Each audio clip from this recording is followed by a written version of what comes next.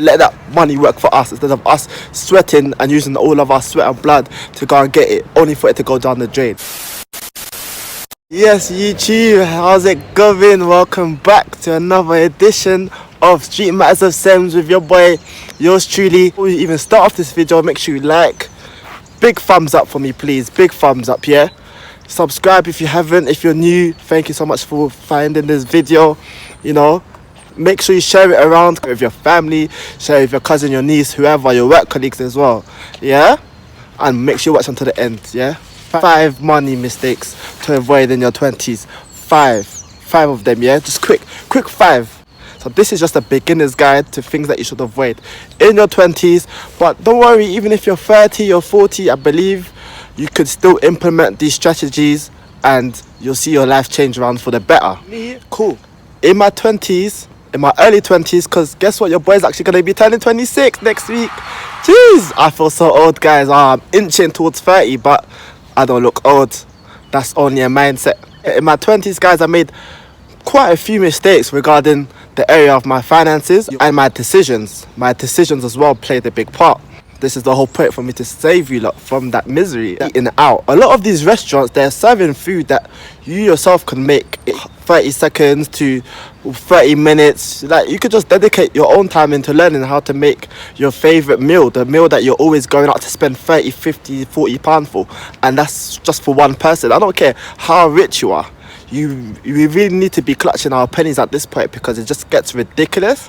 Eating out should be not even a hobby, but it should be an experience, and it should be something that should only realistically be done probably once a month, if not then twice a month. They tempt you and they lure you into ordering more from their menu. Have you noticed? So they'll take your order and then they'll be like, oh, do you want anything more? Without you even knowing, subconsciously you've already spent more because they've already enticed you. I feel like frugality is really important, yeah? I'm not saying, guys, we shouldn't go out and have fun. I'm saying, yeah, let's be very and extremely mindful about where we put our money into. If it's not by force and if you're not thirsty, then don't be buying drinks. It's really that simple. Number 2, I feel like, is online shopping with sales. Because a lot of people, not only do we have the luxury of shopping online, which I thank God for, because that for me has done wonders personally as well, but shopping online with sales, we're thinking and we're getting deceived thinking that, yeah, the sale is for me, that just because something's on sale and it used to be £200 or £100 before and now it's suddenly gone down to £75 or 60, that's a bargain. If you don't need it, then don't buy it. I wanted to buy myself a pair of black trainers just to wear to work, right? So those black trainers that I had for nearly 2-3 years, because for me, I mind my trainers. If it's not broke, don't fix it. Yeah, so my trainers were a bit ripped on the side, which meant that it's now time for me to bin it. So they're now binned, right? Instead of me waiting to buy trainers, which costed £30, which is what I would suggest you lot do, you know, if you do want to maximize out of a sale, I just quickly, out of my own impulse, just bought them at £100, you know, when I could have saved literally £30. So that's an example for you lot not to do. Do not copy me, do not copy Sems, yeah? And maybe the algorithm might just bless you by randomly sending you an advert of the same trainers that you wanted for cheaper if you need them, or you wait, sit on it for 48 hours. If the feeling and the desire goes away, then it's gone away, you know? Number 3, yeah, a third mistake that I see people doing all the time, is spending all of their paycheck. Why would you spend all of your paycheck? Just understand that, or see it as this, right? Your money is not for you. See it as your money is towards your future, it's towards people around you. If you see it that way, then I promise you, you won't think twice about keeping your money instead of spending all your paycheck, because that just leaves you broke. A lot of us in the UK, in America, in Africa, wherever you reside, have to quit. You understand?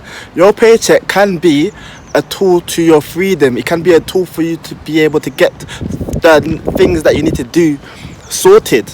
But instead you want to spend all of your paycheck. That basically plays hand to hand with your issue with budgeting. You don't know where your money is going.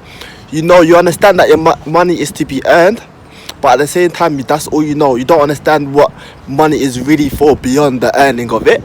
So I feel like spending all of your paycheck is really a dummy move. And for those of you who are watching this, who are 18 plus, who are 25 plus, who are 30 plus, realistically, in this day and age of Corona, you know better. You should not be spending all of your paycheck, my friend. Yeah, so let's be mindful about when our money comes in and what to do with it, instead of spending all of it on futilities more time. Yeah, don't settle for less. You know, tell yourself this: I'm valuable and my skills are worth a lot and my time is precious.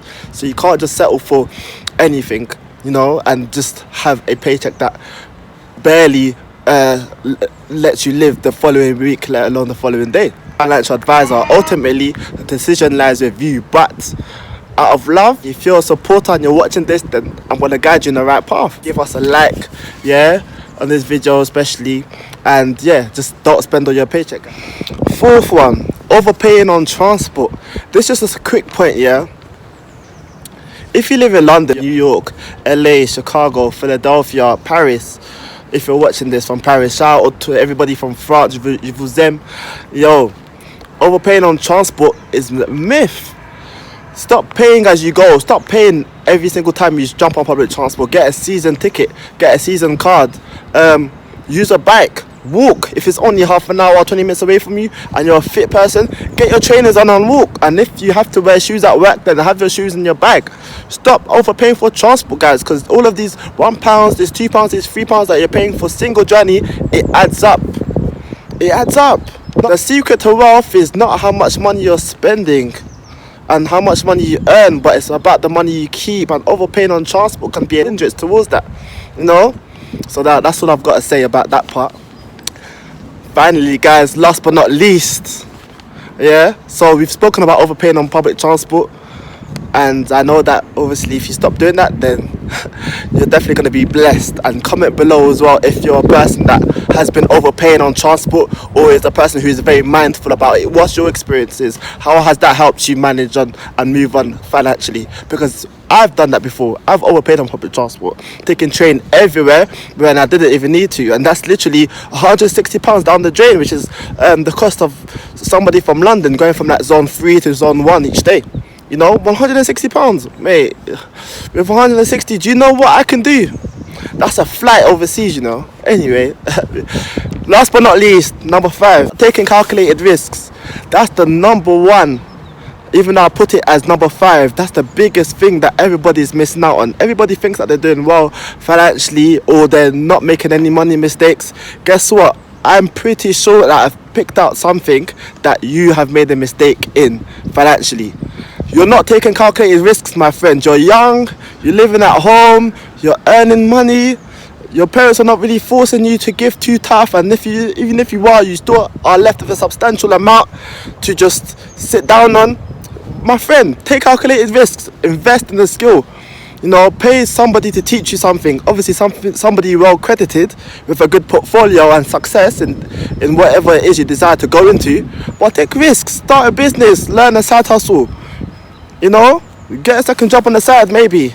Invest, learn about investing, because I know that one thing is for sure: when it comes to investing, it's about the time in the market, and you know, it's about your risk tolerance. And I know that with us, as we're young, we're able to just put £100 a month on the side and not even look at it. And even if you do lose it, we really couldn't care. But I should hopefully go into more detail about that in another video. However, guys, let's take risks and let's stop being complacent and being comfortable, because I promise you, life is only going to get harder. So if you're able to get yourself out there right now, your future self will thank you for it, your family will thank you for it, you yourself will thank yourself for it. So guys, let's make sure to number 1, yeah, let's stop spending to eat out. Let's stop spending too much on food when we're eating out. Food, beverages, I don't care what you're getting. Let's relax with the online shopping for sales. It's not that deep. Just because it's a sale doesn't necessarily mean it's for you, mate.